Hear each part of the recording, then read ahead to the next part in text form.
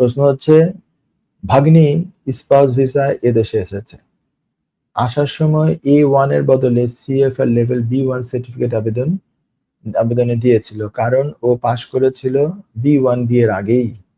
এখন ভিসা মেয়াদ বাড়ানোর সময় এসেছে, ইংরেজি পরীক্ষা কোনটি ওকে দিতে হবে? আচ্ছা, ইংরেজি পরীক্ষা কোনটি ওকে দিতে হবে, A2 নাকি পুনরায় B1 অথবা B2? 2013 সালে পাশ করেছিল, B1 সার্টিফিকেটের মেয়াদ কি আছে? দয়া করে জানাবেন।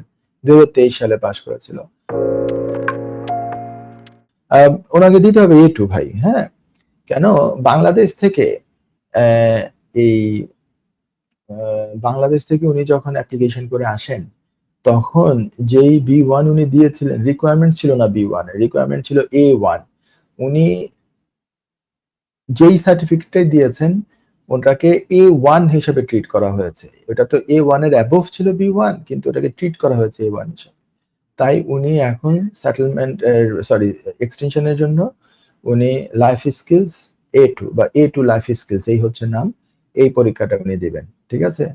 তো এটা দিয়ে উনি এই তো বাকি অন্যান্য সকল রিকোয়ারমেন্টস ইনশাআল্লাহ মিট করে উনি এক্সটেনশন করবেন। এই আর কি, আশা করি আপনার প্রশ্নের উত্তরটা পেয়ে গেছেন।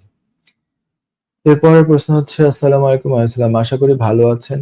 আমার প্রশ্নটা হচ্ছে, স্কিলড ওয়ার্কার ভিসা থেকে যারা 2028 এ ILR অ্যাপ্লাই করবেন, তাদের B2 দিতে হবে, কিন্তু সেটা কি 4টা কম্পোনেন্ট মিট করতে হবে নাকি 2টা? আচ্ছা, এটা নিয়ে একটা খুব কন্ট্রোভার্সি শুরু হয়ে গেছে। এটা নিয়ে খুব বেশি ডিবেট শুরু হয়ে গেছে আমার মতে। এখানে 2টা জিনিস। একটা হচ্ছে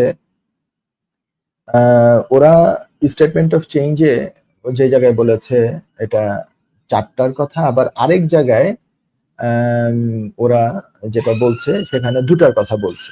হোম অফিসের এটা ভুল আছে আমি বলবো। আমার ব্যক্তিগত যেটা ধারণা, 2টা কম্পোনেন্ট হওয়ার কথা।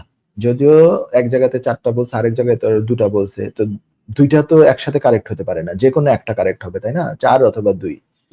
হোম অফিস এই কনফিউশনটা সৃষ্টি করেছে। এটা ইন ডিউ কোর্স তারা এটা কারেকশন করবে, এবং আমার ব্যক্তিগত ধারণা এটা হবে 2 কম্পোনেন্ট। কিন্তু আজকে আমি এটা বলছি আমার ব্যক্তিগত ধারণা।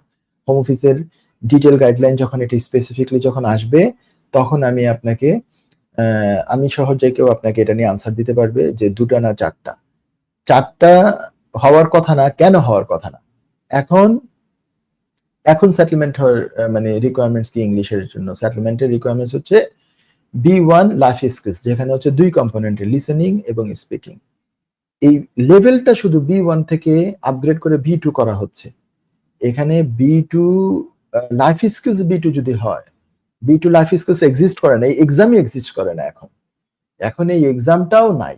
এক্সামটা হয়তো আগামীতে তারা এটা ইন্ট্রোডিউস করবে, এই এক্সামটা হতে পারে। They must have been working on it. এটা তাহলে এখন যেরকম 2 মডিউল আছে, এটা শুধু 2 মডিউলের B1 এর লেভেলের জায়গায় B2 লেভেলটা চলে যেতে পারে। এইটাই হচ্ছে আমার ব্যক্তিগত ধারণা। কারণ এটা 2 জায়গায় ওরা যে 2 রকম বলেছে, 2টার মধ্যে তো একটা কারেক্ট হবে। ওই 2 কম্পোনেন্টেরটাই কারেক্ট হওয়ার কথা। তারপরেও আপনি আরেকটু 2-3 মাস অপেক্ষা করলে, যখন এই স্পেসিফিক ভাবে ইমিগ্রেশন রুল এবং গাইডেন্স আপডেট হয়ে যাবে, তখন আপনাকে এটা অ্যাকুরেট আনসার দেয়া যাবে। এই যে 2 জায়গায় 2টা কথা লিখে ফেলছে হোম অফিস, এটার জন্য কি হয়েছে? বিভিন্ন ডিবেট এবং বিভিন্ন ধরনের মানে আলোচনা সমালোচনা এবং মানে কথাবার্তা শুরু হয়ে গেছে। অনেকে কনফিউজড। তো আর কয়েকদিন পর এটা খোলাসা হয়ে যাবে। এটুকুই আমার কথা। আর ব্যক্তিগত আমার মতামত বা ধারণা কি, আমার অতীতের অভিজ্ঞতা থেকে এটা আমি বলেছি যে 2টা কম্পোনেন্ট হওয়ার সম্ভাবনাই বেশি। তবে অপেক্ষা করার জন্য হচ্ছে আমার মূল অ্যাডভাইস। আশা করি প্রশ্ন উত্তর পেয়েছেন।